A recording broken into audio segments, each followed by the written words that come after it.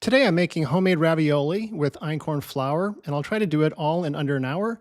And you notice I had nothing on the counter, so this is all from scratch. And I use about 2 cups of flour, the all-purpose einkorn, and 8 eggs, 2 whole eggs, and 6 egg yolks.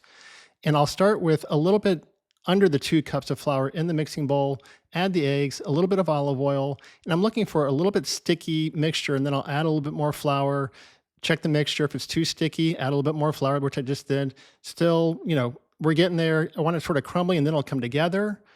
And that's what I'm looking for. Nice and golden, stretchy. It's soft, but it won't stick to my hands. I cut it into fourths, and I'm going to use the pasta roller on the KitchenAid.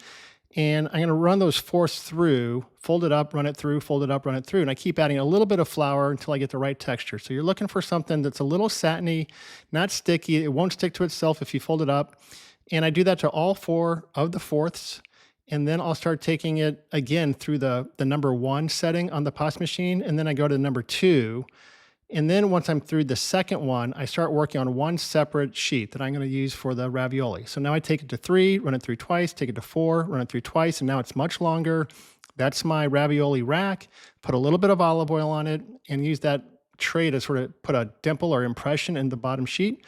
I've already made the filling, so that doesn't count my hour because you can fill it with whatever you want. But that's a sausage, mushroom, Parmesan cheese filling. And it's pretty straightforward. Just put a teaspoon of the filling in each of those dimples that you made. Fold the sheet back over. It's still soft enough that you don't have to use an egg wash or a water wash or anything like that. Just fold it back over, stick it on itself, and then don't press it down all at once. Sort of ease the top sheet on, like slowly there. See, I'm not pressing as hard as I can right away, but the teeth on the bottom of the ravioli tray will cut it for you, but you want to sort of squeeze the air out and not do it all at once. So I cut out a little bit there, but I do all 4 sheets, and then I use the leftovers, and I'll get one more.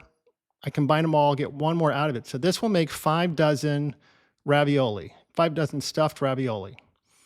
And again, my hour includes cleanup, but it doesn't include the cooking of the pasta. And this will only cook for about 3 or 4 minutes. You want it floating like that. You could just top this with a little olive oil, a little salt and pepper, and you got it done.